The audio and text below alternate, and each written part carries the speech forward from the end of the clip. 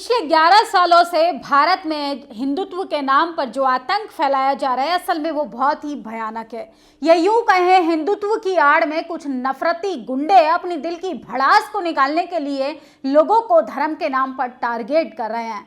और इसके बाद अगर बीजेपी के नेताओं की बात करें तो उन पर इतनी सत्ता की गर्मी चढ़ गई है कि वो नेत्रहीन लोगों पर हाथ उठाने के लिए अपनी क्रूरता दिखा रहे हैं और इसके साथ साथ जज को भी सरेआम धमकी दे रहे हैं। नमस्कार, मैं निधि रतन और आप देख रहे हैं नेशनल दस्तक। भाजपा जब से सत्ता पर काबिज हुई है, आप लगातार देखेंगे कि धर्म के नाम पर माहौल बिगाड़ने की कैसे कोशिश की जा रही है। अगर कोई हिंदू धर्म मुस्लिम धर्म को छोड़कर या अन्य धर्म को छोड़कर हिंदू धर्म अपनाता है तो इनका धर्मांतरण नहीं कहलाता, ये घर वापसी कहलाती है। सोचिए, एक नफरती गुंडा जैसे जैसे चुनाव आता है, किस तरीके से ये लोग धर्म की चादर ओढ़कर, असल में धर्म की अफीम चाटकर सड़कों पर उत्पात मचाते हैं और सरेआम एक पादरी को धमकी दे रहे हैं।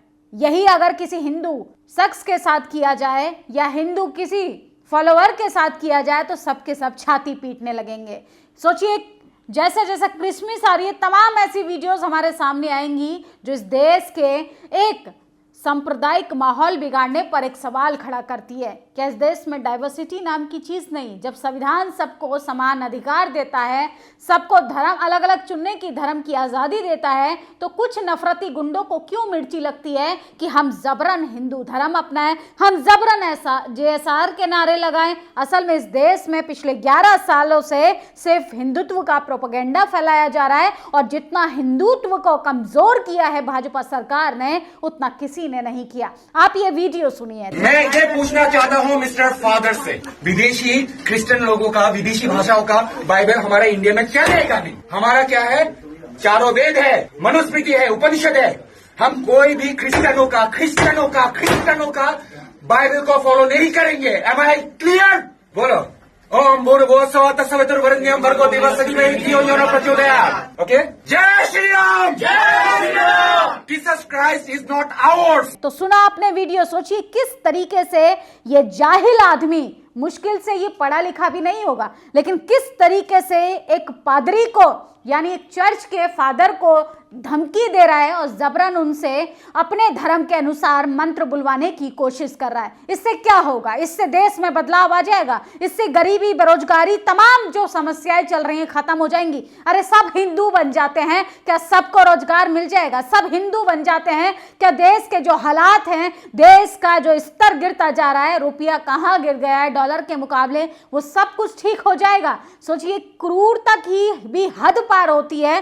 किस तरीके से यह आदमी माथे पर टीका लगाकर और रुद्राक्ष की माला पहनकर इनको राइट्स मिल जाता है कि सरेआम ये गुंडागर्दी करें। असल में इनको सत्ता का संरक्षण है और ये सत्ता इनको बचाने का काम करती है, इसलिए ऐसे जाहिल लोगों की हिम्मत बढ़ जाती है। सोचिए, खुरपेश नाम के ट्विटर यूजर लिखते हैं कि आदिवासी तेल ट्राई के इस्तेमाल के बाद, बाल नहाने पाने के बाद चर्च के पादरी पर खुन्नस निकालता एक व्यक्ति। अरे नहीं बनना हमको जबरदस्ती हिंदू, हमें रोजगार चाहिए, हम अंत में और पहले भारतीय हैं। हम पर विकास की बात कीजिए, इस देश की शिक्षा पर बात कीजिए, इस देश का GDP कहाँ होना चाहिए उस पर बात कीजिए, इस देश में युवाओं पर लाठीचार्ज होता है उस पर बात कीजिए, महिलाओं की सुरक्षा पर बात कीजिए। ये सोचिए, गले में भगवा पट्टा पहनकर किस तरीके से लोगों के घरों में घुसकर, लोगों के धार्मिक स्थलों पर जाकर उपद्रव मचाने का काम करते हैं और कैसे लोगों को प्रताड़ित करते हैं। यह है आपका हिंदुत्व।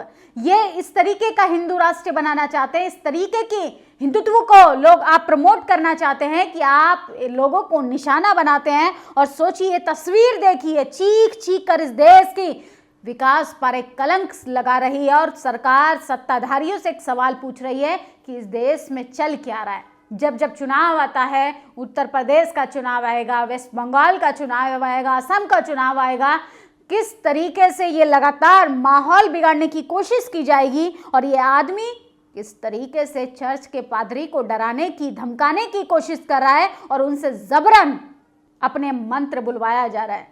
अरे भारत के अगर इतिहास पर बात करनी है तो बुद्ध के अस्तित्व पर बात करो ना। कैसे मनुवादी, जातिवादी, सामंतवादियों ने बुद्ध के इतिहास को बदलकर अपने धर्म में कन्वर्ट कर लिया। इस पर कोई बात बहस कर दे तो इनकी मिर्ची लग जाती है। और सोचिए, ये लोग किस तरीके से गुंडागर्दी करने पर उतारू हो जाते हैं। और दूसरी वीडियो देखिए।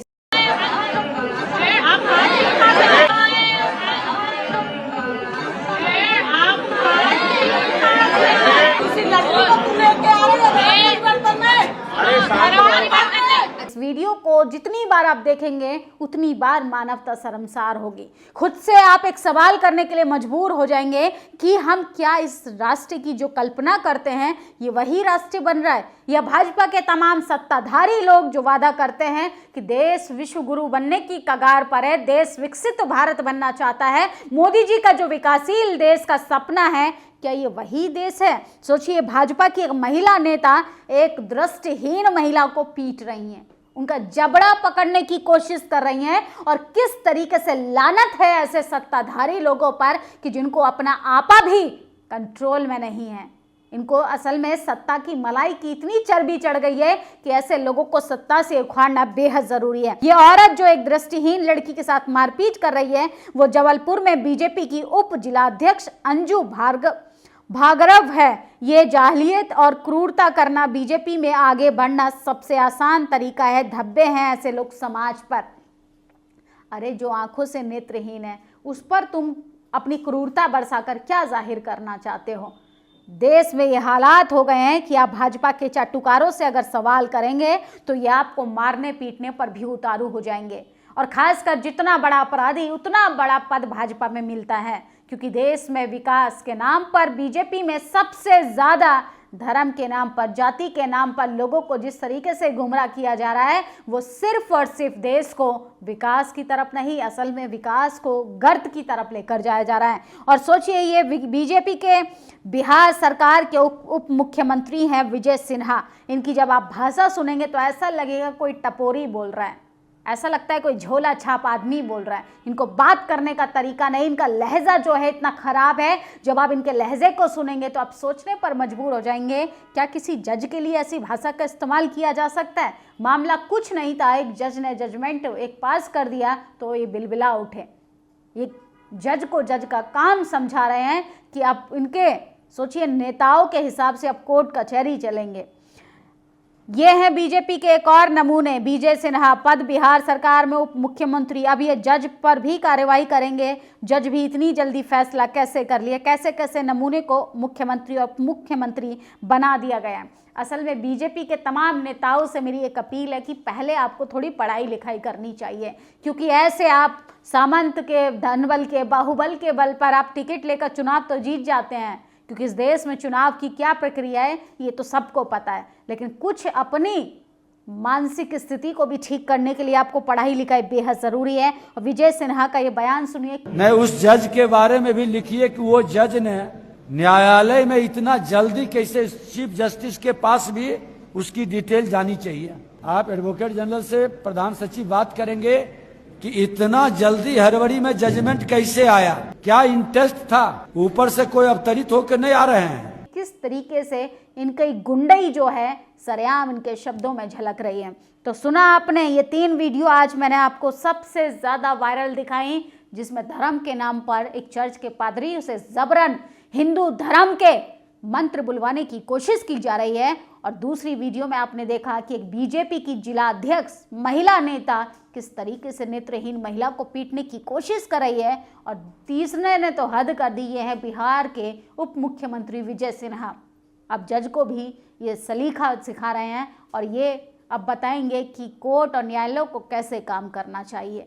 आप लोगों की क्या प्रतिक्रिया, इन तमाम वीडियो पर अपनी राय जरूर दीजिएगा। शुक्रिया। दस्तक की आपसे गुजारिश है कि अगर इसको बचाना चाहते हैं तो नेशनल दस्तक को सब्सक्राइब करने के लिए रेड कलर के सब्सक्राइब बटन को दबाएं, फिर बेल आइकन की घंटी दबाएं। नेशनल दस्तक को बचाने के लिए बहुत जरूरी है कि हर खबर को शेयर करें, लाइक करें, कमेंट जरूर करें।